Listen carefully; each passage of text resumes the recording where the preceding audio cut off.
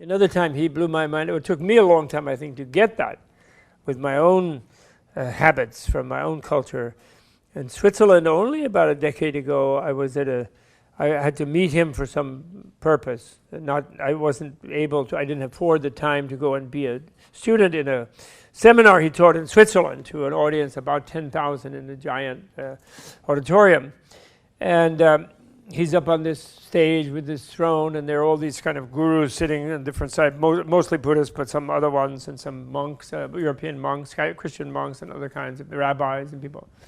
And at one point, he gave his famous verse that he likes to recite to people, that the Buddha says, to the monks, bhikshus, he says, mendicants, a wise person accepts what I say after careful examination, like a goldsmith buys gold after melting it, cutting it, and rubbing it on a touchstone to assure its validity and usefulness, and not just out of reverence for me, or respect for devotion, faith in me.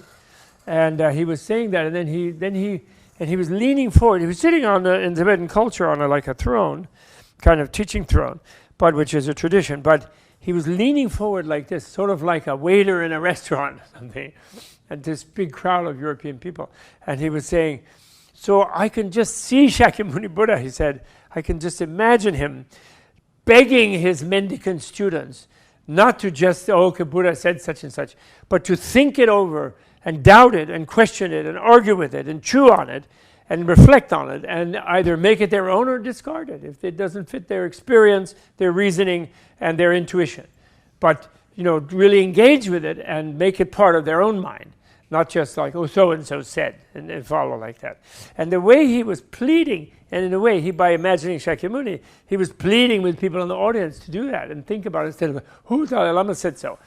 And I was sitting on the side because I was only kibitzing, like behind all the different gurus, and looking across and seeing a bunch of religious authorities who get to sit like on the stage. Usually the lamas, other lamas from different centers sit there, and then other visiting religious types.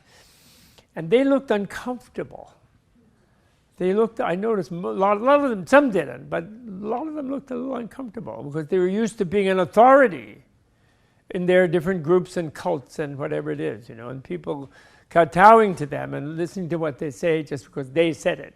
And he's pleading, don't listen to what I say just because I said it. You have to chew it over and think about it. And if it fits you, whatever it is, useful to you, okay, otherwise forget about it. He always says that. And I was so admiring that myself. I really was.